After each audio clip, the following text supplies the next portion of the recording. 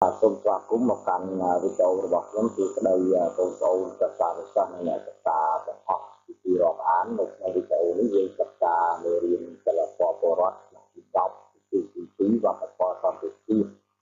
មេរៀនទី5សុខភាពផ្លូវចិត្តជាបន្តទៅទៀតដើម្បីសិក្សាមេរៀននេះហើយសូមចូលទៅកាន់ចំណុចទីបន្តឥឡូវនេះយើងចូលមកកាន់ចំណុចទី2មូលហេតុនៃបញ្ហាតានតឹងផ្លូវចិត្ត2.1ការតានតឹងផ្លូវចិត្តបាទដូចមិនដឹងទៅដែលហៅថាការតានតឹងផ្លូវចិត្តការតានតឹងផ្លូវចិត្តនេះគឺជាការប្រែប្រួលឬក៏ប្រតិកម្មនៃអារម្មណ៍ដែលកើតមាននៅពេលដែលបុគ្គលជួបប្រទះហេតុការណ៍ឬក៏បញ្ហាលំបាកផ្សេងៗក្នុងជីវិតរស់នៅដែលត្រូវប្រឈមមុខដោះស្រាយបាទនេះយើងហៅថាការតានតឹងផ្លូវចិត្តចឹងនៅពេលដែលបុគ្គលម្នាក់គាត់ជួបប្រទះនៅហេតុការណ៍ឬក៏ការលំបាកផ្សេងៗនៅក្នុងជីវិតដែលដូចជាបញ្ហាជីវភាពក្រលំបាកណាចំនួននៅក្នុងគ្រួសារបន្ទុកការងារច្រើនហួសហេតុពីដើមបញ្ហាលំបាកទាំងអស់ហ្នឹងគឺវាធ្វើឲ្យចិត្តហ្នឹងគឺវាតានតឹងចិត្តហ្នឹងវាប្រែប្រួលណាតែមាននៃសេចក្តីមូលមងមានភាពស្មុគស្មាញនៅក្នុងចិត្តដោយសារតែការមិនអាចប្រឈមមុខដោះស្រាយនៅបញ្ហាលំបាកទាំងអស់នឹងបានវាធ្វើឲ្យផ្លូវចិត្តបុគ្គលហ្នឹងគឺមានអារម្មណ៍មិនល្អសរុបមកការតានតឹងផ្លូវចិត្តនោះគឺជាការប្រែប្រួលនៃអារម្មណ៍បាទដែលកើតមាននៅពេលដែលបុគ្គលជួបប្រទះនៅបញ្ហាលំបាកផ្សេងៗនៅក្នុងជីវិតរស់នៅប្រចាំថ្ងៃហ្នឹងគឺជាការតានតឹងផ្លូវចិត្តណាបាទអញ្ចឹងចំណុចទី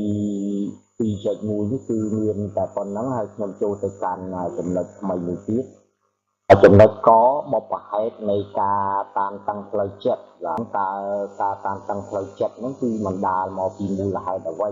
បុព្វហេតុដែលនាំឲ្យមានការតានតឹងផ្លូវចិត្តបាទដូចជាសំណោះក្នុងគ្រួសារមួយទៀតជីវភាពក្រលំបាកកាលណាមានជីវភាពខ្វះខាតរោគព្រឹកខ្វះល្ងាចរល្ងាចខ្វះព្រឹកហ្នឹងវាធ្វើឲ្យចិត្តហ្នឹងគឺវាមានការតានតឹងចិត្តហ្នឹងវាស្មុគវាស្មាញទី3បន្ទុកការងារច្រើនហួសហេតុពេកដែលការងារត្រូវធ្វើវាច្រើនវានាំឲ្យស្មុគវាស្មាញណាហើយមួយទៀតបាទការមិនយល់ចិត្តគ្នាណាទី5ការមិនចុះសម្រុងក្នុងការងារបាទការធ្វើការងារអ្វីមួយបើសិនជាបុគ្គលនឹងគាត់មិនពេញចិត្តទៅនឹងការងារនឹងធ្វើការងារនឹងដោយបង្ខំមិនស្រឡាញ់ចូលចិត្តការងារនឹងវាលំបាកមិនអាចធ្វើបានវានាំឲ្យកើតមាននៅការតានតឹងផ្លូវចិត្តដែរទី6ការបំពេញការងារពុំបានជោគជ័យធ្វើការងារអីក៏ដោយកាលណាបរាជ័យច្រើនលើកច្រើនសារបាទទៅធ្វើការងារនេះក៏បរាជ័យការងារនោះបរាជ័យក៏បណ្ដាលឲ្យមានការតានតឹងផ្លូវចិត្តដែរទី7ការគិតព្រួយចំពោះហេតុការណ៍ក្នុងអនាគតបាទចឹងព្រួយបារម្ភទៅថ្ងៃមុខទៅអាចនឹងជួបនៅការលំបាកណាមួយហើយមួយទៀតជំងឺរ៉ាំរ៉ៃប្រចាំកាយគឺច្រើនវាបាលមិនជាធ្វើឲ្យមនុស្សមានអារម្មណ៍ស្មុគស្មាញពិបាកក្នុងចិត្តមួយទៀតចិត្តប្រឡងកំពុងប្រឡងឬក៏ប្រឡងធ្លាក់ចិត្តប្រឡងនេះក៏វាធ្វើឲ្យចិត្តយើងភ័យផងផងណាហើយកំពុងប្រឡងហ្នឹងក៏អញ្ចឹងដែរយើងប្រឡងភ័យព្រួយខ្លាចប្រឡងធ្លាក់ខ្លាចធ្វើមិនត្រូវក៏ធ្វើឲ្យចិត្តយើងមានការតានតឹងដែរហើយដល់ពេលប្រឡងចេញលទ្ធផលមកធ្លាក់ទៀតវាធ្វើឲ្យចិត្តយើងកាន់តែមានការអាក់អន់ប្រពន្ធចិត្តព្រួយអស់សង្ឃឹមមកធ្លាក់ទឹកចិត្តណាហើយមួយទៀតមិនចុះសម្រុងជាមួយមិត្តភក្តិគូស្នេហ៍ណាអញ្ចឹងដែលយើងមានមិត្តភក្តិឬក៏មានដៃគូស្នេហាកាលណារាប់អានគ្នាមិនយល់ចិត្តគ្នាកើតមានជម្លោះជាមួយមិត្តភក្តិជាមួយគូស្នេហ៍វាធ្វើឲ្យចិត្តយើងហ្នឹងក៏ ចង្អៀតចង្អល់សឹងណែនដែរណាមួយទៀតបាទចុងក្រោយពេលគ្រួសារឆ្លោះទាស់តែងបែកបាក់គ្នានៅពេលដែលគ្រួសារមួយមានជម្លោះវាធ្វើឲ្យសមាជិកម្នាក់នៅក្នុងគ្រួសារហ្នឹងជាកូនជាប្តីជាប្រពន្ធវាកើតមាននៅបញ្ហាផ្លូវចិត្តហ្នឹងអារម្មណ៍មិនល្អបួមងទុកគ្រូតានតឹងនៅក្នុងផ្លូវចិត្តហ្នឹងអញ្ចឹងមូលហេតុបុព្វហេតុទាំងអស់ហ្នឹងហើយដែលបណ្ដាលឲ្យមានការតានតឹងផ្លូវចិត្តនេះ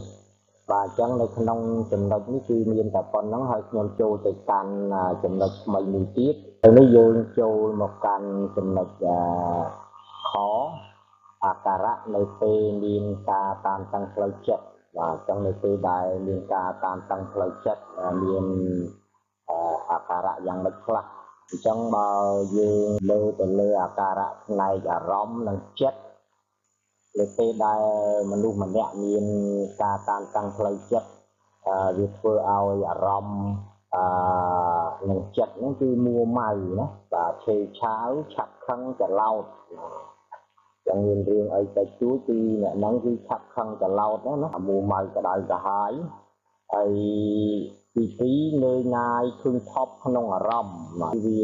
មានអារម្មណ៍មួម៉ងឃើញថប់តបប្រមល់ណាបាទហើយទី3ភ្លេចច្រើនទី4ពិបាកចង់អារម្មណ៍ក្នុងការបំពេញការងារអារម្មណ៍គឺមិនសូវផ្ដោតទៅលើការងារឬក៏ការសិក្សាទេច្រើនតែមានអារម្មណ៍បាទរវើរវាយថាគិតច្រើនណាអញ្ចឹងมันអាចផ្ដោតអារម្មណ៍នៅក្នុងការបំពេញការងារបានល្អទេហើយការសិក្សាក៏ដូចគ្នាគឺមិនសូវចង់អារម្មណ៍បានល្អយកចិត្តទុកដាក់ស្ដាប់ការបញ្យល់របស់គ្រូបានល្អទេណា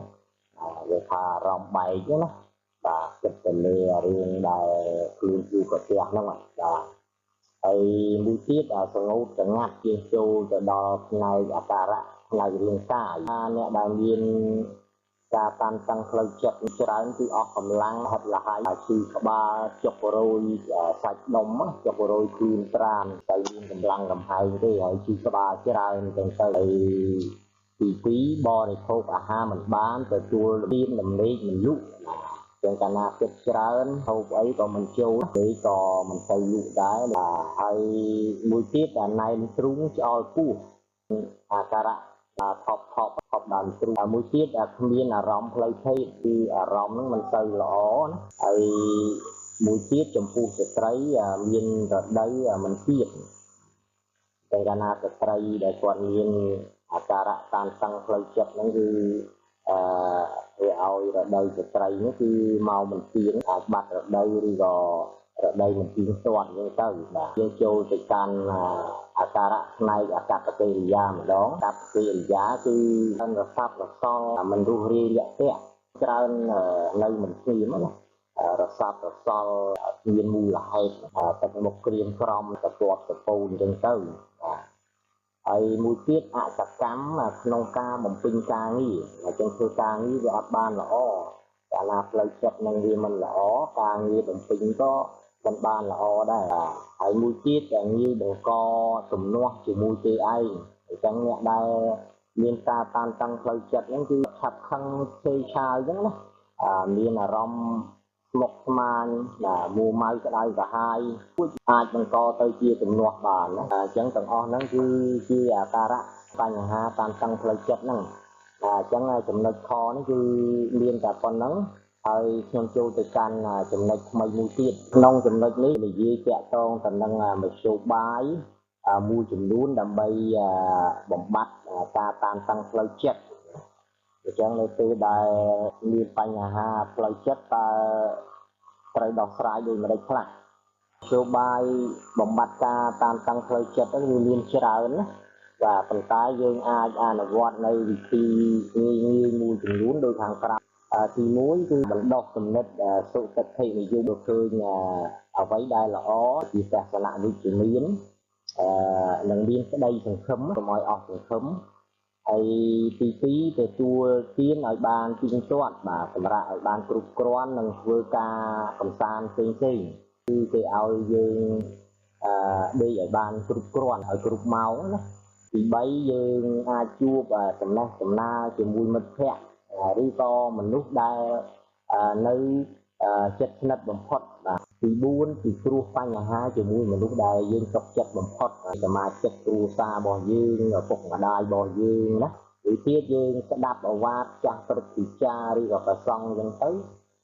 ស្ដាប់ធម៌ស្ដាប់ស្ដាប់លោកទេសនាអប់រំទូមានព្រានបដៅវាធ្វើឲ្យចិត្តយើងហ្នឹងបានស្ងប់ខ្លះដែរមួយទៀតពេលទំនេរយើងអាចយកពេលលេងកីឡាដើរឬក៏រត់លេងបាល់ផ្ទះបាល់ទាត់អីចឹងទៅឬក៏ស្ដាប់ភ្លេងស្ដាប់តន្ត្រីទស្សនាភាពយន្តបាទស្ដាប់រឿងកំ pl ែងទៅចូលរួមមើលពីប្រគំតន្ត្រីដើរកំសាន្តឬក៏ចូលរួមក្នុងសកម្មភាពប្រគំផ្សេងៗដូចជាបោកសម្អាតសម្រាមឬក៏បរិស្ថាននៅតាមទីសាធារណៈជួយចូលរួមសកម្មភាពនៃជនពិការចាស់ជរាក្មេងកំព្រាជាដើមហើយមួយទៀតព្យាយាមធ្វើលំហាត់សម្រាប់ចិត្តកាយនិងសមាធិអានេះក៏វាអាចជួយយើងឲ្យចិត្តយើងស្ងប់បានដែរដូចយើងធ្វើសមាធិអញ្ចឹងបាទយើងគឺបាទតែនភ្នែនបិទភ្នែកទៅប្រមូលអារម្មណ៍ណាកុំឲ្យចិត្តទៅវើរវាយបាទយើងដកដង្ហើមចេញដង្ហើមចូលយើងគិតថា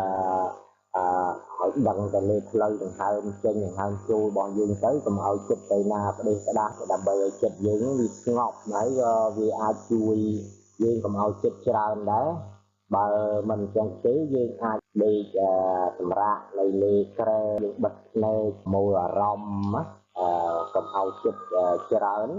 យើងសម្រាកបាន4-10នាទី20នាទីអញ្ចឹងទៅទោះបីមិនលក់ក៏ដោយក៏អាហ្នឹងគេហៅថាសម្រាកចិត្តកាយយើងសម្រាកយើងអត់គិតទេបាទយើងបិទភ្នែកដូចយើងសង្ងំដេកអញ្ចឹងយើងកុំឲ្យចិត្តអីទៅណាផ្ដេសផ្ដាស់ប្រមូលអារម្មណ៍ឲ្យមូលណាអាហ្នឹងក៏វាជួយឲ្យបានគូស្បោយខ្លះដែរស្បៀងនឹងការធ្វើសមាធិដែរបាទហើយមួយទៀតប្រតិបត្តិតាមជំនឿសាសនាដូចជាការសែនព្រេនការបន់ស្រន់ជាដើមបាទអញ្ចឹងគឺយើងទៅកន្លែងណាដែលជាទីកន្លែងស័ក្តិសិទ្ធិយើងទៅបន់ស្រន់បួងសួងអញ្ចឹងទៅបើមិនអញ្ចឹងទេយើងធ្វើការសែនព្រេនលាបំណន់ឬក៏ធ្វើពិធីសាសនាអីផ្សេងស្រោចទឹកស្រោចអីអញ្ចឹងទៅវាធ្វើឲ្យចិត្តរបស់យើងហ្នឹងគឺបានគូស្បោយមួយកម្រិតដែរអញ្ចឹងវិធីទាំងអស់នេះគឺជាមធ្យោបាយមួយដែលអាចជួយបំបត្តិការតានតឹងផ្លូវចិត្តរបស់យើងដើម្បីកុំឲ្យយើងចិត្តច្រើនកុំឲ្យចិត្តយើងវាស្មុគវាស្មាញតាក់ទងទៅនឹងសំណួរដែលគេសួរថានៅពេលអ្នកមានបញ្ហាផ្លូវចិត្តតើអ្នកគួរដោះស្រាយដូចម្ដេចអញ្ចឹងតាក់ទងទៅនឹងសំណួរហ្នឹងក៏យើងអាចឆ្លើយនិងដោះស្រាយបញ្ហាផ្លូវចិត្តតាមមធ្យោបាយទាំងអស់នេះបានដែរចំណុចនេះគឺមានតែប៉ុណ្ណឹងសូមបងប្អូនសិស្សានុសិស្សនិងអ្នកសិក្សាទាំងអស់រងចាំទស្សនានិងសិក្សាភាគបន្តនៃមេរៀននេះនៅវីដេអូលើក្រោយជាបន្តទៅទៀតបាទសូមអរគុណ